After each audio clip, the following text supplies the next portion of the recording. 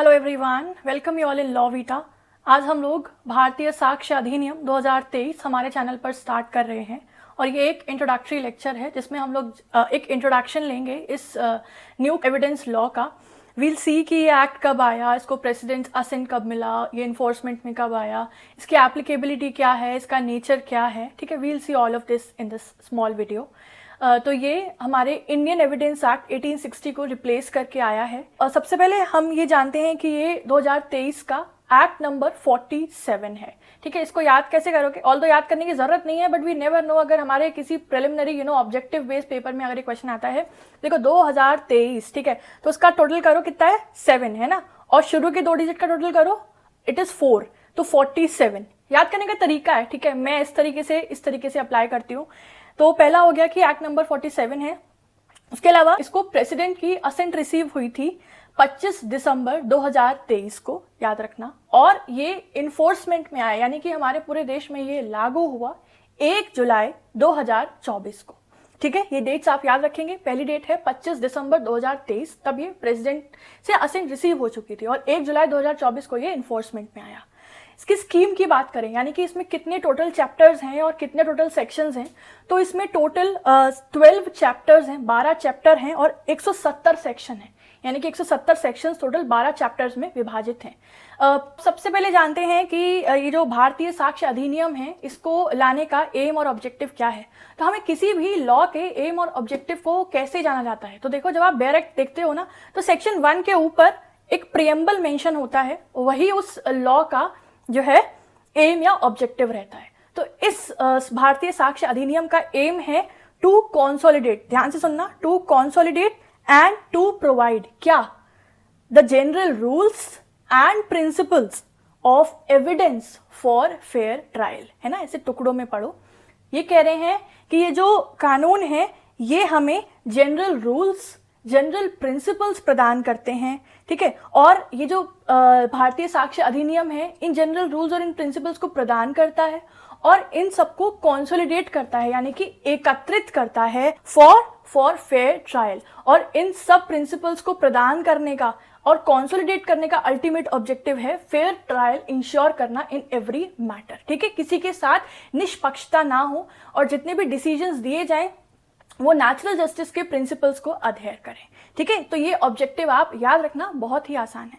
अब हम लोग आगे बढ़ते हैं और जानते हैं कि भारतीय साक्ष्य अधिनियम का नेचर क्या है। ठीक है, तो किसी भी लॉ का जब नेचर पूछा जाता है तो हमारे पास 2 टर्मिनोलॉजीज आती हैं। एक है कि क्या ये सब्सटैंटिव लॉ है या फिर क्या ये प्रोसीजरल लॉ है। तो सबसे पहले बात कर लेते हैं कि ये दोनों टर्म्स क्या हैं। तो ये दोनों अलग अलग ब्रांचेस ऑफ लॉ हैं। सब्सटैंटिव लॉ एक ऐसा लॉ है जो कि किसी पर्सन की, इंडिविजुअल की या किसी एंटिटी की राइट्स, ड्यूटीज, ऑब्लिगेशंस बताता है। ठीक है, and on the other hand जो प्रोसीजरल लॉ है वो इन राइट्स, इन ड्यूटीज और इन ऑब्लिगेशंस को किस तरीके से इन्फोर्स कराना है उसका प्रोसीजर बताता है। प्रोसीजरल लॉ बताता है कि कैसे किसी मैटर को, किसी केस को फाइल करना है, कैसे उसमें प्रोसीजर्स फॉलो अप किए जाएंगे और कैसे जजमेंट जो है वो एग्जीक्यूट किया जाएगा। सब्सटैंटिव लॉ के एग्जाम्पल क्या हुए? Contract act, transfer of property act, है ना, और इसके अलावा आपका Indian penal code. On the other hand हमारा प्रोसीजरल लॉ के एग्जांपल्स क्या हुए? The code of civil procedure, code of criminal procedure, जो कि अब नए कानून में बदल गए हैं। ठीक है, अब सवाल आता है कि हमारा जो भारतीय साक्ष्य अधिनियम है या फिर जो हमारा इंडियन एविडेंस एक्ट है, ये क्या है? ये सब्सटैंटिव लॉ है या प्रोसीजरल लॉ है? तो आप कहीं भी पढ़ेंगे ना तो इन दोनों ही टर्म्स का इस्तेमाल नहीं किया गया है। There is a different third term, that is adjective law. ये कहा जाता है कि ये एडजेक्टिव लॉ है, और एडजेक्टिव लॉ ये कहा जाता है कि ये प्रोसीजरल लॉ का ही सिनोनिम है। ठीक है, पर कई जगह पे ये मेंशन है कि adjective law is something a bit different from procedural law.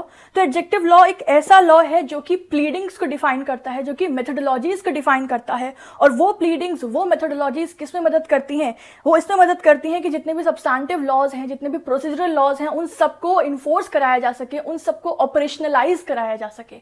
In that law is what we are studying here, the Bharatiya साक्ष्य अधिनियम। भारतीय साक्ष्य अधिनियम हमें प्रोसीजर्स बताते हैं जिसके माध्यम से जो फैक्ट्स हैं, जो रेलेवेंट फैक्ट्स हैं, उनके जितने भी इंपॉर्टेंट एविडेंसेस हैं उनको कैसे सामने लाया जाएगा, कैसे उन्हें स्टडी किया जाएगा, उन सब के बारे में हम इस लॉ में पढ़ते हैं। ठीक है, इसके अलावा हम बात करें जो करंट हमारा एविडेंस एक्ट है, दैट इज द भारतीय साक्ष्य अधिनियम, इसमें कुछ चीज़ों में डेवलपमेंट हुए हैं। डेवलपमेंट किस कंटेक्स्ट में हुए हैं? जैसे हमारे देश में आजकल आज के टाइम में टेक्नोलॉजिकल एडवांसमेंट बहुत ज़्यादा हो गया है, तो उसी एडवांसमेंट को एक्नॉलेज किया है भारतीय साक्ष्य अधिनियम में। किस तरीके से किया है?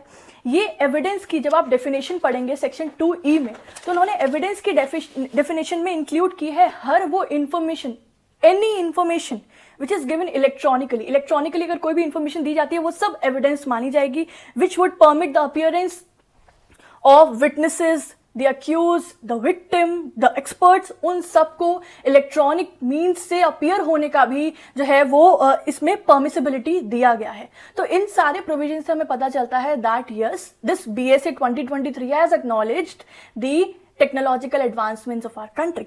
इसके अलावा जितने भी इलेक्ट्रॉनिक रिकॉर्ड्स हैं, जितने भी डिजिटल रिकॉर्ड्स हैं, उन सब की एडमिसिबिलिटी इस नए इंडियन एविडेंस एक्ट ने प्रदान की है। उन सबको same legal effect, same validity and same enforceability प्रदान की है as to any other physical और अदर काइंड ऑफ डॉक्यूमेंट। ठीक है, तो ये हमने पढ़ा नेचर के बारे में। I hope this much is clear. अब हमारा जो आखिरी चरण है इस वीडियो का उसको देख लेते हैं, that is the applicability of the Bharatiya साक्ष्य अधिनियम, कि भारतीय साक्ष्य अधिनियम किस तरह की प्रोसीडिंग्स पर अप्लाई होता है। तो इसका जवाब हमें सेक्शन 1 में मिलता है। सेक्शन 1 जो कि short title extent and applicability की बात करता है। ठीक है, तो इसमें पहली बात कही गई है दैट भारतीय साक्ष्य अधिनियम सभी तरह की जुडिशियल प्रोसीडिंग्स पर अप्लाई होता है, याद रखना, विच आर परफॉर्म्ड इन और before any court including court marshals. ठीक है, कोर्ट मार्शल्स भी इसमें इंक्लूडेड है। पहला जवाब क्लियर है कि किस पर अप्लाई होता है? सभी तरह की जुडिशियल प्रोसीडिंग्स पर अप्लाई होता है जो कि कोर्ट्स एंड कोर्ट मार्शल्स के समक्ष प्रस्तुत की जाती हैं। अब जो इसका भाग दूसरा है, सेकंड पार्ट जो है, वो हमें इसके एक्सक्लूजन्स के बारे में बताता है या फिर इसके एक्सेप्शंस के बारे में बताता है, जो कि 2 हैं कि ये किन पर अप्लाई नहीं होता। पहला, it does not apply to the affidavits. Second, it does not apply to the proceedings before an arbitrator. एक एक करके समझते हैं। पहला ये कह रहा है कि जो भी एफिडेविट्स चाहे किसी कोर्ट के सामने समक्ष किए जा रहे हैं, चाहे किसी ऑफिसर के सामने प्रस्तुत किए जा रहे हैं, उन पे एविडेंस एक्ट अप्लाई नहीं होता है। उसकी रीजनिंग जानते हैं।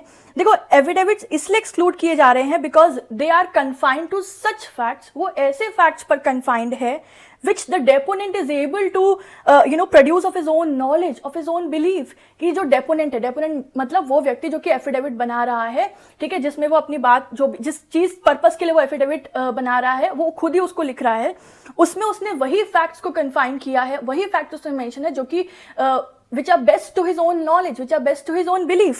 ठीक है, और वो जानता है, he knows, he believes it to be true। तो अभी उसके लिए हमें एविडेंस की जरूरत नहीं है। Legal system says that there is no requirement of producing any evidence in any format for the purpose of affidavits। ठीक है, and the second exclusion is the proceedings before an arbitrator।